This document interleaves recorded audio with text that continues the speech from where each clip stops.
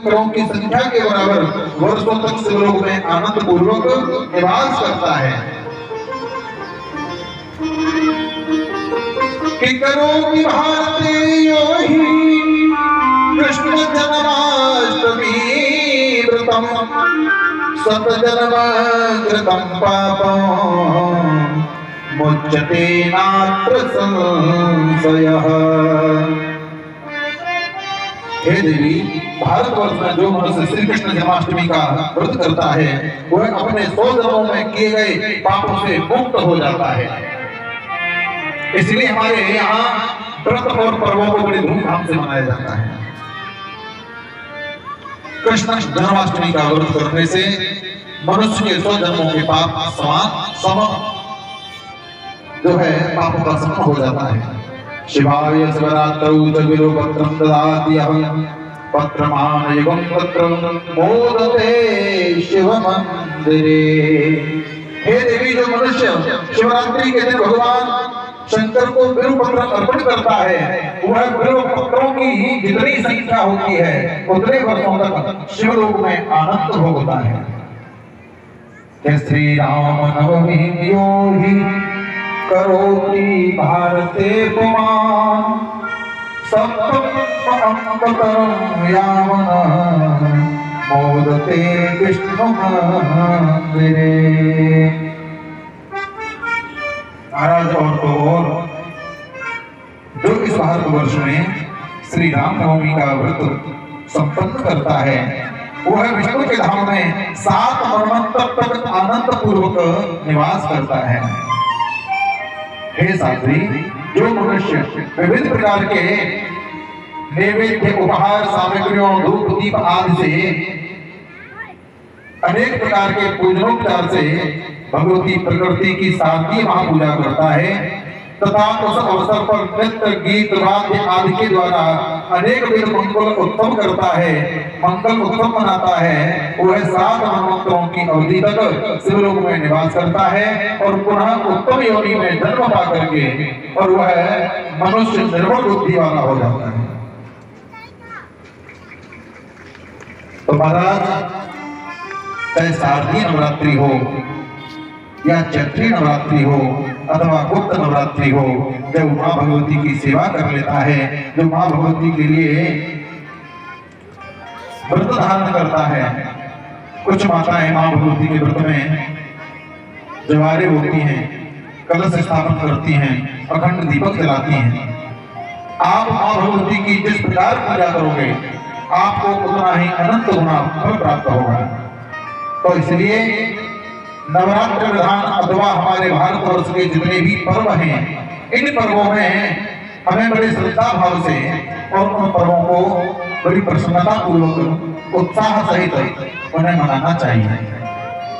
ततः शुक्लाष्टमी प्राप्य महालक्ष्मी चयो अर्चयेत नित्यं भक्त्या पक्षमेकं पुण्यक्षेत्रे च भारते।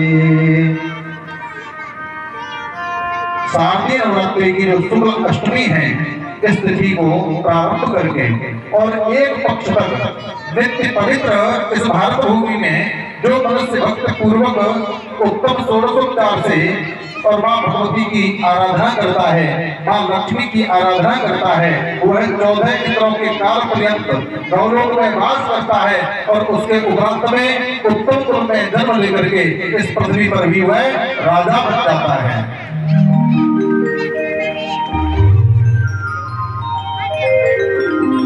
क्योंकि माँ भगवती के अनेकों उपचार हैं। तो माँ भगवती की जो सेवा है वह षोडशोपचार से कब से आरंभ करनी है? शारदीय नवरात्रि की अष्टमी से लेकर के और एक पक्ष तक नित्य माँ भगवती की पूजा करनी चाहिए। माँ लक्ष्मी उस पर प्रसन्न होती हैं और इस जन्म में तो उसको सुख प्राप्त होगा ही, लक्ष्मी जी की कृपा होगी ही, लेकिन वह दूसरे जन्म में जाकर के राज्य पद को प्राप्त कर लेगा।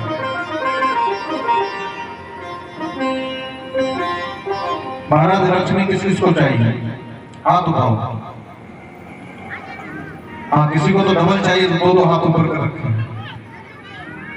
सिंगल हाथ करोगे तो भी मालूम रहेगा कि लक्ष्मी सबको चाहिए। लक्ष्मी के बिना किसी का उद्धार नहीं है। लक्ष्मी जी की यदि कृपा दृष्टि हमारे ऊपर हो जाए तो माला माल, और लक्ष्मी जी की यदि कुदृष्टि पड़ जाए तो बेहाल। इसलिए लक्ष्मी जी को यदि प्रसन्न करना है तो बड़ा सुंदर समय बताया कि ततः शुक्लाष्टमी प्राप्य महालक्ष्मी चयो अर्चयित। शारदीय नवरात्रि की शुक्ल अष्टमी से लेकर के और एक पक्ष तक नित्य पवित्रता पूर्वक महालक्ष्मी का हमें पूजन करना चाहिए। महालक्ष्मी हम पर कृपा बरसाती हैं कि शुक्ला प्राप्य अथवा कृष्णा करोते एकादशी चयः वैकुंठे मोदते सोपी यावद् वे ब्राह्मणो वयः। जो व्यक्ति शुक्ल अथवा कृष्ण पक्ष की एकादशी का व्रत करता है वह ब्रह्मा के आयु पर्यंत वैकुंठ लोक में आनंद पूर्वक निवास करता है।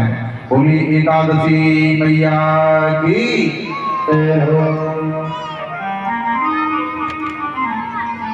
तो इस प्रकार से हमारे यहाँ एक एक करके, और आज यमराज जी ने माता सावित्री को व्रतों के विषय में बताया कि हे देवी, भाद्रपद मास के शुक्ल पक्ष की जो द्वादशी है इसको इंद्र की पूजा करनी चाहिए, और जो इंद्र की पूजा करता है वह 60,000 वर्षों तक इंद्रलोक में सम्मान पाता है। महाराज, भारतवर्ष में रविवार, संक्रांति अथवा शुक्ल पक्ष की सप्तमी तिथि को सूर्य की पूजा करके और भोजन में जो हविष्यान्न ग्रहण करता है वह 14 इंद्रों के आयु पर्यंत सूर्य लोक में प्रतिष्ठित होकर के सुख भोगता है। जो मनुष्य ज्येष्ठ मास के कृष्ण पक्ष की चतुर्दशी तिथि को भगवती सावित्री का पूजन करता है वह 7 मनवंतरों की अवधि तक ब्रह्मलोक में प्रतिष्ठित होता है और पुनः इस पृथ्वी पर लौट करके श्रीमान और अतुल पराक्रमी चिरंजीवी ज्ञानवान और संपन्न धन आदि से संपन्न होकर के इस पृथ्वी पर सुख भोगता है। जगन्नाथनी मैया की, बोले भक्तवत्सल भगवान की जय हो।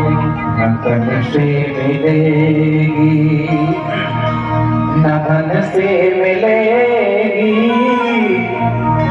न धन से मिलेगी, न धन से मिलेगी मेरी मैया तुझे को भजन से